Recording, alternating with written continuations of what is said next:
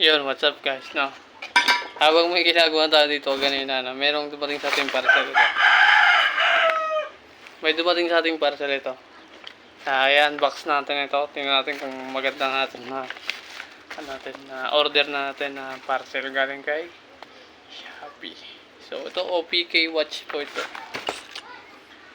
Arelo.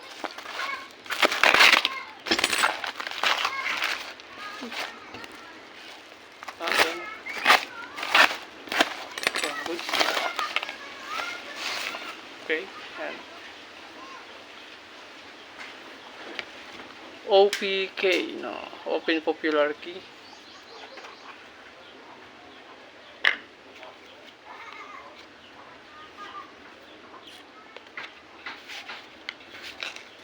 Ano ba to? Pagayan lang. Okay. So, may kasama na siyang bracelet, no? So, may kasama na siyang bracelet. So, freebies siguro to. Freebies. May freebies sila na bracelet. Si OPK, no? Open Popular Key Watch. Pwede na. Tingnan natin kung maganda itong kanilang bracelet. So, ang nga. Ito leather bago stainless siguro ito. Leather tapos stainless siguro ito. Mumurahin lang to guys. Mumurahin lang to kasi gusto ko lang baga na may na kasi nung nakaraan natapos yung project ko, wala man lang akong nabili, no? Kahit na so ito, pwede ang regalo ko lang to doon sa natapos kong project nung nakaraan. So kahit medyo mumurahin lang,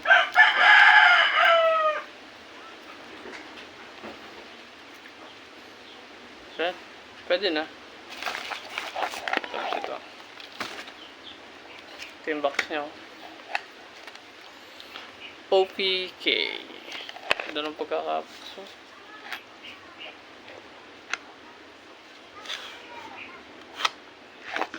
Baliktad. Bagong bago. Dahil manok dito sa amin, ang iingay ng manok. Tingnan natin Tara! Wow! Ito diba? Gandang relo nito pare. Stig.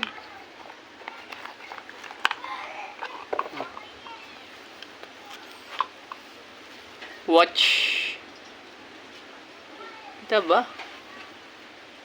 May unan pa May unan pa. Hindi kasi first time kong bumili ng gantong kamahal na relo. So, hindi naman siya totally sobrang mahal. So, ang ganda kasi niya, pre, Ganda. Ganda, pre. Promise, pare, ang ganda, Legit to, pre. Ang ganda, Kita ba?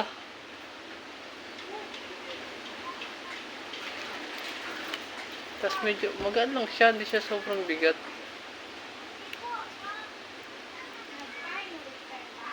So may lock pa siya hindi pa siya gumagana. Kailangan pa siyang iset. So oras, ganda pre. May white tag pa, may unan, joke lang.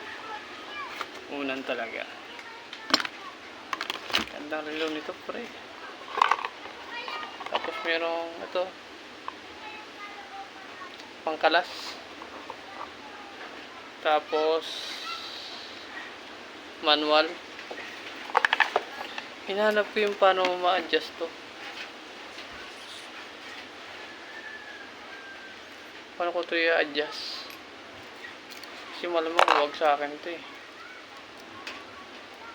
May sticker pa. Tanggal ko ito sticker. Ang ganda, promise.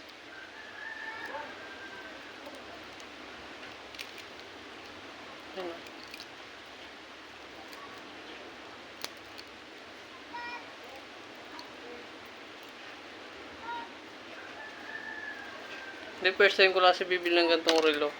Gantong klase ng relo. Hindi kasi ako nagkakarelo ng mga ganito. Kakapanood ko to kay paring Hype eh. No? Sabi ko na, luwag oh. Kaya pa ng luwag sa akin. Mga ilan pa tatanggalin ko rito.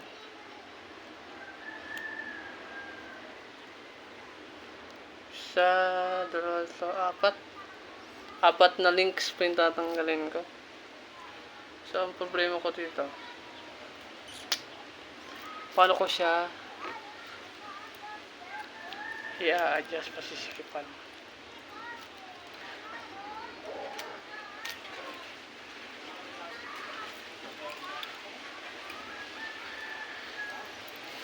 So, ayun, stainless to. Waterproof to bossing, ang mga waterproof tong relo na to. Oh.